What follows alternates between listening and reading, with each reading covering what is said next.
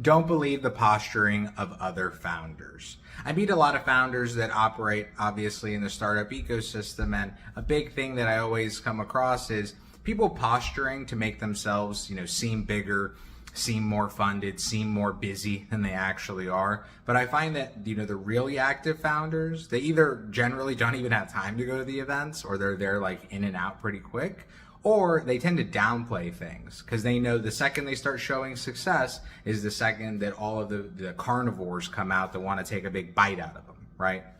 So when it comes to you meeting people, or you reading the news, or you seeing this story about a startup or that story, always take it with a grain of salt. If you see this founder and they're coming off super popular and they're coming off super strong and super confident and they just raised all this money, don't be so shocked, or don't be so convinced that they're not having a panic attack that day.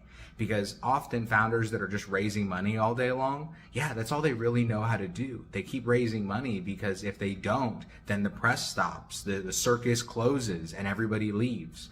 There are other founders, they focus on just getting revenue all day long. And trust me, that circus never ends. So when it comes to what you see in the news, or what you hear at a networking event, or what, someone seems to be doing, always be, cautious and take it with a grain of salt, because you don't know what they're really telling the truth about, what they're inflating, what they're, misconstruing in one form or fashion. What matters is what you're doing, what you can do with your resources and your knowledge and your expertise, and what you're going to do next to obviously continue to grow your business. Looking at others and getting a sense of what they've done and where they're going and what they've accomplished is always a good thing to kind of get a sense of what's going on in the market.